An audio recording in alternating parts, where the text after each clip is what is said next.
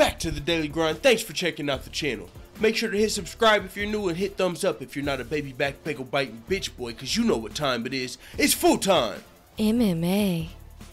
The UFC's current female bantamweight champion Amanda Nunes is unsure why her Cris Cyborg champion vs. champion super fight negotiations are dragging, especially after Cris Cyborg was the one who came out, 3-4 days ago and said she accepted to fight Amanda Nunes at UFC 226. Now there's a couple things going on here. When the UFC first announced, or when they started working on the possibility of the Amanda Nunes versus Cris Cyborg super fight, we were under the impression that this fight might be on UFC 224 in Brazil. But Cris Cyborg, who has said that she wants a money fight or she wants to be on a big card because Amanda Nunes isn't a huge draw, I don't think she's cool with being on that Brazil card because it's not going to be as stacked as UFC 226, which is going to have Daniel Cormier versus Stipe Miocic, possibly Demetrius Johnson versus TJ Dillashaw, and Cris Cyborg would like to be the third champion versus champion super fight on that card. Now that's the one part that might be stalling this negotiation. I think the UFC and even Amanda Nunes were willing to have this champion versus champion super fight in Brazil at UFC 224. Amanda Nunes herself has said, hey, I'll fight her at any of these pay-per-views. And Amanda Nunes, to be fair, she sounded more confident than any female fighter that has ever stepped across the octagon from Cris Cyborg, to my knowledge. Usually whenever chicks say they want to fight Cris Cyborg, whenever Cris Cyborg says, okay, I'll fight you, they're like, oh wait, but you know, I'm getting married, or I'm pregnant, or I'm injured, or actually the UFC and me, we're not, you know, we got to talk, and it's like, or I need paid more. Like, usually people find a lot of excuses to not fight Cris Cyborg after they called her out.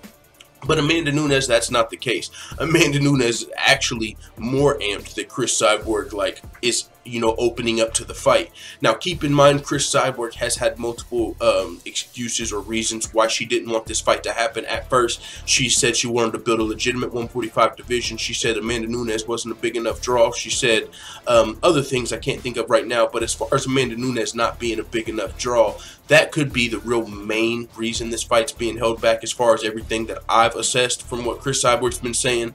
A lot of it comes back to Amanda Nunes not being a huge draw and not being able to sell pay-per-views. And, you know, she points to how Amanda Nunes only sold 100,000 pay-per-views versus Valentina Shevchenko, and then you look at her pay-per-view numbers versus Holly Holm, and she's like, yo, I sell pay-per-views and she don't.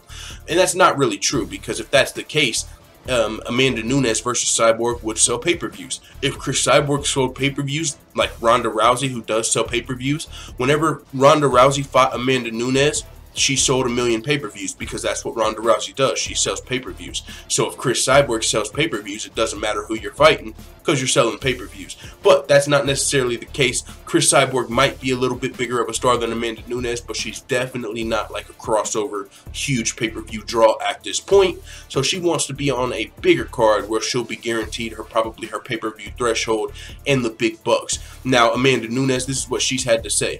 When asked about the, you know, why the fight negotiations are dragging, and if she was interested in meeting at the middle in just a catchweight fight, and she said, no, I didn't want to catch weight at all. I'm going up to 145 pounds. I don't want to make this so long. It's already long. I fought there before. My first fight in Strikeforce was at 145 pounds against Julia Budd. Things worked very well for me. I'm a little bit over losing weight as well. I would have to go on diet and go down, and I'm going to take a little break from that and go up. So Amanda Nunes has actually given us multiple reasons she's even more down to fight Cris Cyborg, and I've got to admit, man, this is super dope to me. I know a lot of people don't like Amanda Nunes for whatever reason. She's not your favorite fighter. I get it. I really don't care, because I'm not you. Amanda Nunes is one of my favorite fighters. There's some people that feel like she lost to Valentina Shevchenko. I get it. I'm not you. There's some people that feel whatever you don't like about Amanda Nunes, you think a lot of it probably comes from her Valentina fights, a lot of the Valentina fans, but, you know, Amanda Nunes had to pull out of the fight and shit. But Amanda Nunes, I'm actually a big fan of as a person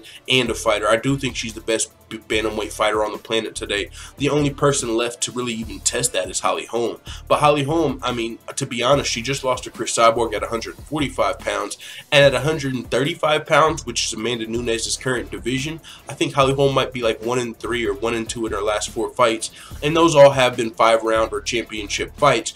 But Amanda Nunes has also been defending her belt successfully and winning the belt. She won the belt from Miesha Tate, defended it versus Ronda Rousey, defended it versus Valentina Shevchenko.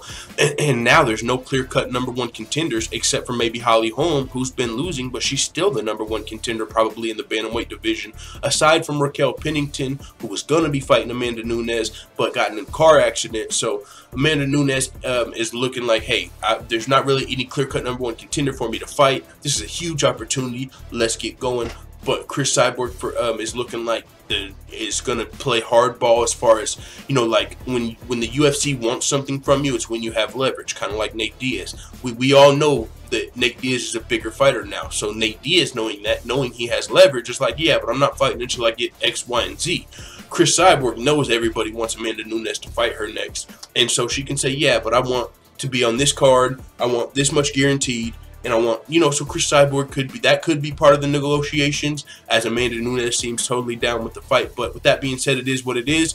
Let the full-time family know what you think in the comments. Amanda Nunes is unsure why the Cris Cyborg champion versus champion negotiations are dragging, but she's also sounded really confident. I'm out.